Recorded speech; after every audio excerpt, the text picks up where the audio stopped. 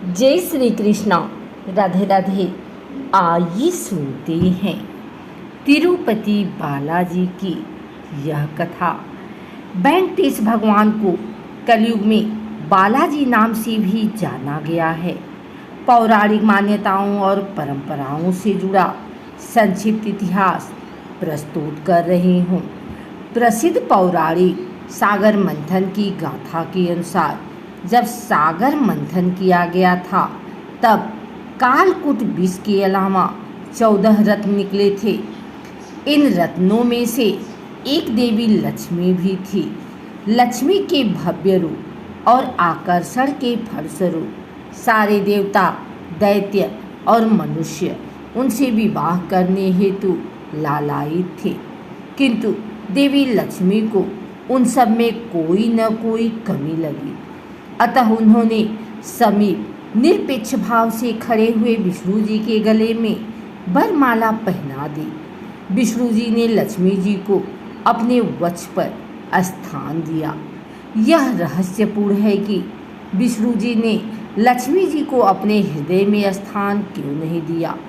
महादेव जी शिव जी की जिस प्रकार पत्नी अथवा अर्धांगिनी पार्वती हैं, किंतु उन्होंने अपने हृदय रूपी मानसरोवर में राजहंस राम को बसा रखा था।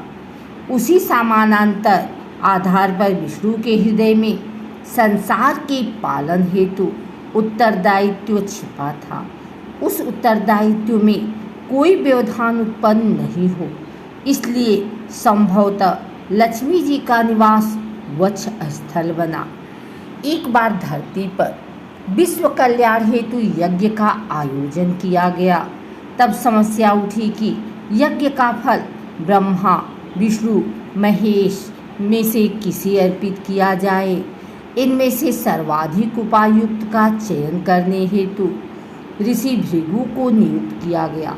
भृगु ऋषि पहले ब्रह्मा जी और तत्पश्चात महेश के पास पहुँचे, किंतु उन्हें यज्ञ फल हेतु अनुपयुक्त पाया। अंत में वे विष्णुलोक पहुँचे। विष्णु जी शीशैया पर लेटे हुए थे और उनकी दृष्टि भृगु पर नहीं जा पाई। भृगु ऋषि ने आवेश में आकर विष्णु जी के वक्ष पर ठोकर मार दी। अपेक्षा के विपरीत विष्णु जी ने अत्यंत विनम्र होकर उनका पांव पकड़ लिया और नम्र वचन से बोले, हे ईश्वर, आपके कोमल पांव में चोट तो नहीं आई।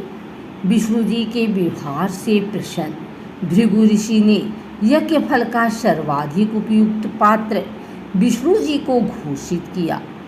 उस घटना की साक्षी विष्णु जी की पत्नी लक्ष्मी जी अत्यंत क्रुद्ध हो गई कि विष्णु जी का वक्ष स्थान तो उनका निवास स्थान है और वहाँ धरतीवासी भृगु को ठोकर लगाने का किसने अधिकार दिया। उन्हें विष्णु जी पर भी क्रोध आया कि उन्होंने भृगु को दंडित करने की अपेक्षा उनसे उल्टे क्षमा क्यों मांगी। परिणाम स्वरूप लक्ष्मी जी विष्णु जी को त्याग कर चली गई। विष्णु जी ने उन्हें बहुत ढूंढा, किंतु वे नहीं मिली। अंततः विष्णु जी ने लक्ष्मी जी को ढूंढते हुए धरती पर श्रीनिवास के नाम से जन्म लिया और संयोग से लक्ष्मी ने भी पद्मावती के रूप में जन्म लिया। घटना चक्र ने उन दोनों का अंततः परस्पर विवाह करवा दिया। सब देवताओं ने इस विवाह में भाग लिया और भृगु ऋषि ने आकर एक और लक्ष्मी जी से क्षमा मांगी, तो साथ ही उन दोनों को आशीर्वाद प्रदान किया।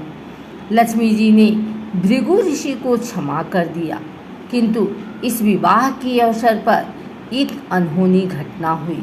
विवाह के उपलक्ष्य में लक्ष्मी जी को भेंट करने हेतु विष्णु जी ने कुबेर से धन उधार लिया, जिसे वे कलयुग के समापन तक ब्याज सहित चुका देंगे। ऐसी मान्यता है कि जब भी कोई भक्त तिरुपति बालाजी के दर्शनार्थ जाकर कुछ चढ़ाता है तो वह न केवल अपनी श्रद्धा भक्ति अथवा आन प्रार्थना प्रस्तुत करता है, अपितु भगवान विष्णु के ऊपर कुबेर के ऋण को चुकाने में सहायता भी करता है। अतः विष्णु जी अपने ऐसे भक्त को खाली हाथ वापस नहीं जाने देते। जिस नगर में यह मंदिर बना है उसका नाम तिरुपति है और नगर की जिस पहाड़ी पर मंदिर बना है उसे तिरुमाला श्रीधनमलय कहते हैं। तिरुमला को वेंकट पहाड़ी अथवा शेषांचलम भी कहा जाता है। यह पहाड़ी सर्पाकार प्रतीत होती है, जिसकी 7 चोटियाँ हैं, जो आदिशेष के फनों की प्रतीक मानी जाती हैं। इन 7 चोटियों के नाम क्रमशः शेषाद्रि, नीलाद्रि, गरुड़ाद्रि, अंजनाद्रि, वृषभाद्रि, नारायणाद्रि और वेंकटाद्रि है।